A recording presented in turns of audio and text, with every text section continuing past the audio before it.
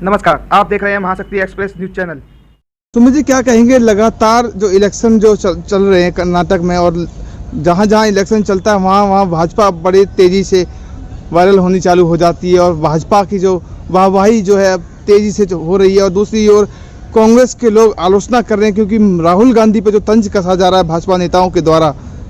कोई कहता है कि उनकी शादी इसलिए नहीं हो रही क्योंकि बच्चे नहीं हो सकते, और कोई कहता है कि राष्ट्र विरोधी हैं राहुल गांधी जी। तो क्या कहना चाहेंगे आप? देखो, आलोचना देश की जनता और तमाम जिन प्रदेशों में चुनाव होता है उनकी जनता के द्वारा नहीं किया जाता है। हाँ। लेकिन जनता के बीच में माइंड में सेट किया जाता है किसके द्वारा? गोदी मीडियाओं के द्वारा। मैं गोदी मीडिया में हम तमाम मीडिया का नाम नहीं ले रहा हूँ, कुछ मीडिया हाउस जो इस तरह का कार्य कर रही है उनके द्वारा किया जा रहा है। किया ऐसे जा रहा है क्योंकि भारतीय जनता पार्टी को इस बात से डर लगा रहता है कि जनता चुनाव के अंदर अपनी बातें पूछेगी और वो सवाल और जवाब लेगी, लेकिन उसको ध्यान से भटकाने के लिए भारतीय जनता पार्टी ने एक एजेंडा चला रखा है धार्मिक उन्माद का। धार्मिक बयानबाजी करो, जातीय बयानबाजी करो, और उस बयानबाजी के तर्ज पे लोगों को गुमराह करने का काम करती है। लेकिन राहुल गांधी जी भी तो विदेश में जाकर देश का अपमान करते हैं, जिसपे भाजपा बड़ी तेजी से गुस्साते हैं, भाजपा के जेपी नड्डा जी, और कहते हैं कि राहुल गांधी जी जो है बहुत ही राष्ट्र विरोधी आदमी है। जेपी नड्डा जी तो बौखलाएंगे ही। बौखला रहे हैं। अच्छा। एक राष्ट्रीय पार्टी का राष्ट्रीय अध्यक्ष अपने छोटे से प्रदेश का चुनाव अगर अपनी पार्टी को नहीं जितवा पाएगा तो उनकी हैसियत क्या है अपनी पार्टी में वो पता चलता है। राष्ट्रीय अध्यक्ष है भाजपा के। राष्ट्रीय अध्यक्ष होने के बावजूद भी हाँ। उनके जो राष्ट्रीय आला के जो नेता है, कई नेता जो उनसे नाराजगी चल रही है इस बात को लेकर कि वो अपना एक छोटा सा हिमाचल प्रदेश नहीं जितवा के दे पाए अपनी पार्टी को, तो उनकी हैसियत 2024 में क्या होगा ये सबको जगजाहिर है। जगजाहिर इसलिए है तो इससे हटने के लिए और इससे कटाक्ष करने के लिए क्या करती है, तरह तरह के जो बयान है वो बयान दिलवाती है। कभी राहुल गांधी को लेकर नाफ शनाफ बयान दिलवाते हैं, कभी विपक्ष के किसी नेता को लेकर दिलवाते हैं, कभी धर्म को लेकर दिलवाते हैं, कभी मौलाना को लेकर दिलवाते हैं, कभी हिंदू राष्ट्र की बात करते हैं, कभी बाबाओं को लेकर आ जाते हैं, कभी किसी को लेकर आ जाते हैं। अरे भाई, अगर जिस प्रदेश में है उस प्रदेश की जिस मैनिफेस्टो के साथ आप सरकार में आए थे, सरकार उसी मैनिफेस्टो का जवाब जनता मांगती है। जनता का मतलब यह है कि जनता ने आपको वोट किसी मोटो के नाम से दिया था, आप तो उस मोटो का जवाब दीजिए। जनता के लिए काम तो कर रहे हैं ना मोदी जी। देखिए ना, विकास दर भारत की तेजी से बढ़ रही है, विदेशों में डंका बज रहा है, देश विश्वगुरु की ओर अग्रसर है। अगर काम नहीं किया होता तो वोट कैसे मिलता, सरकार कैसे बनती? विदेशों में डंका बज तो रहा है। हाँ। उसी न्यूयॉर्क टाइम्स का कभी तारीफ किया करते थे भारतीय जनता पार्टी और भारतीय जनता पार्टी के तमाम नेता, लेकिन आज वही न्यूयॉर्क टाइम्स, जब मोदी जी अगर किसी और का खबरें उस न्यूयॉर्क टाइम्स में छप जाते तो मोदी जी और भारतीय जनता पार्टी के कई नेता उनको गाली देने का कार्य करते हैं। हाँ। आज वही विदेश में कई देश अगर इनकी तारीफ नहीं करता है, इनके ऊपर कार्रवाई करने की बात करता है, तो वो देश क्या हो जाता है, वो भारत विरोधी हो जाता है। आज मैं कहता हूं विदेश में डंका, जिस डंका की बात करते हो, आज विदेशों ने, आपको नहीं पता अमेरिका H1B वीजा पे क्या कार्य करता था, लेकिन मोदी जी के आने के बाद भारतीय लोगों को वीजा नहीं मिल रहा है आसानियों से। और ये उदाहरण केवल अमेरिका का ही नहीं है, उदाहरण मैं इंग्लैंड का भी दे रहा हूं, यही उदाहरण मैं ऑस्ट्रेलिया का भी दे रहा हूं, यही उदाहरण कई देशों का दे रहा हूं जिसकी स्थिति आपको देखने लगा। रसिया और यूक्रेन में क्या स्थिति हो गई है, और ये भारत अपने आप की यहाँ की मीडिया में दिख रहा है, लेकिन जब वहाँ की मीडिया देखने को जाता हूँ तो कुछ भी नहीं दिखने को मिलता है। और आप कहते हैं कि विश्व में डंका बज रहा है। अरे विश्व में डंका नहीं, आपके संघों में डंका बज रहा है, और डंका इसलिए बज रहा है कि आपका काम धार्मिक उन्माद के नाम पर चल रहा है। आपने मनोज तिवारी और तमाम जो भारतीय जनता पार्टी के नेता है, जब उनकी गुफ्तगू हो रही थी तो उन्होंने क्या बोला था, इसी देश के नागरिकों को, इसी देश के जनता को अपमान करने का काम कहा था।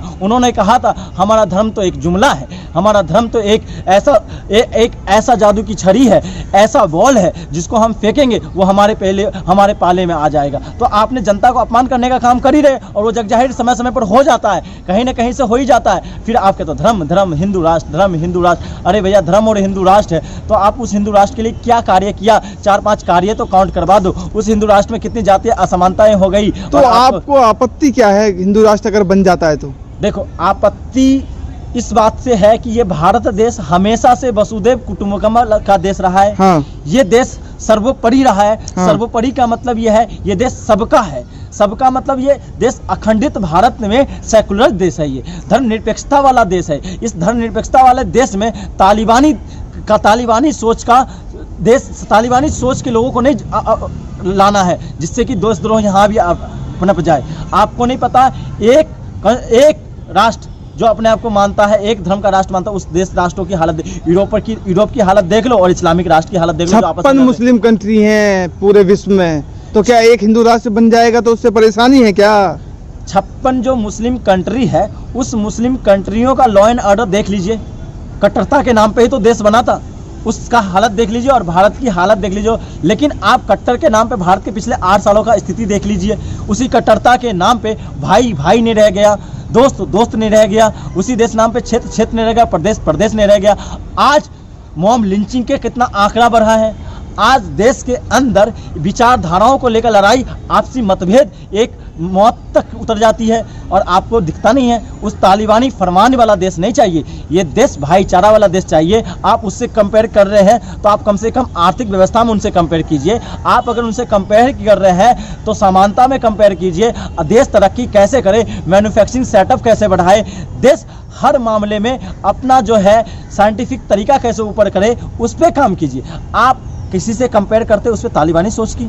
सुमित जी, जैसे अभी बयान आया है, एक कर्नाटक के जो नेता हैं भाजपा के, उन्होंने अजान को लेकर के बयान दिया है, कहा है कि अजान से सिरदर्द होता है उनका। आपका होता है क्या?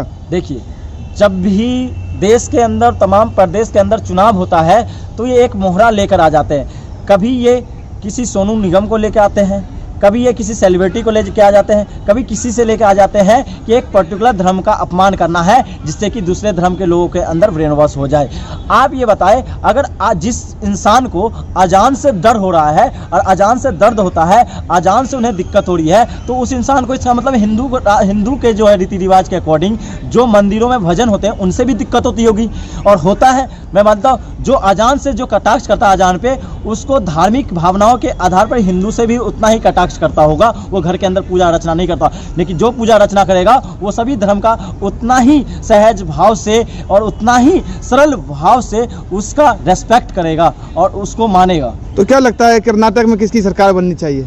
कर्नाटक, मैं कर्नाटक की ही बात नहीं कर रहा हूँ, तमाम जो राज्य आने वाले हैं 2022 के अंदर। हाँ, 2023 में जितने भी चुनाव होने हैं राज्यों में, 2022 और 23 जो निकल गया 2023 में जितने चुनाव आने वाले, हाँ, उस तमाम चुनाव में भारतीय जनता पार्टी को उखाड़ फेंकना। जो भाजपा को वोट नहीं देगा वो जूते खाएगा, किरण खेर सांसद ने बोला है। उस किरण खेर को बताइए, वो अपनी संसदीय क्षेत्र में नहीं जाती है, हाँ, है? वहाँ उनके संसदीय क्षेत्र की जो जनता है उन्हें ढूंढ रही है। हाँ। उन्हीं भारतीय जनता पार्टी के तमाम जनता बाकायदा इज्जत से जिताती है, बहुमत में लाती है। किरण खेर के लिए चंडीगढ़ के अंदर पोस्टर लगे हुए हैं, हाँ। सन्नी देओल के लिए गुरदासपुर में पोस्टर लगे हुए हैं, मथुरा के अंदर हेमा मालिनी के लिए पोस्टर क्या लगे पोस्टर हुए लगे हैं? पोस्टर लगे हुए हैं कि कहाँ हो मेरे सांसद महोदय, सांसद महोदया, कहाँ हो? आपको वहाँ की जनता ढूंढ रही है। आप वो जनता पूछ रही है, जनता को जवाब दो, उससे आप भटकाने के लिए जूते मारने की बात कर रहे हो। जनता आपको जूते मारने का कार्य 2024 के अंदर करेगी और वोट के माध्यम से करेगी। तो क्या लगता है 2024 में किसकी सरकार है? आखिरी सवाल है। विपक्ष की सरकार होगी 2024 में, थर्ड फ्रंट की सरकार होगी, विपक्षी एकता की सरकार। अपनी भूमिका निभाने में सक्षम नहीं है, विफल साबित हो रहा है। कुछ मीडियाओं को विपक्ष की भूमिका नहीं दिख रही है। हाँ। आपको हैदराबाद के अंदर ने देखा, तमाम विपक्षी नेता जो है एकजुट हुए और पक्ष के खिलाफ इकट्ठा हो गए। आपको विपक्ष की वो एकजुटता कोलकाता के अंदर नहीं देखा, आपको विपक्ष की एकजुटता क्या जयपुर के अंदर नहीं देखा। विपक्ष एकजुट हो रहा है, लेकिन एक कुछ मीडियाओं के लिए नहीं दिख रहा है और कुछ गोदी मीडिया और भारतीय जनता पार्टी को डर लग रहा है। उसी से पता चला है कि विपक्ष एकजुट हो रहा है कि नहीं हो रहा है।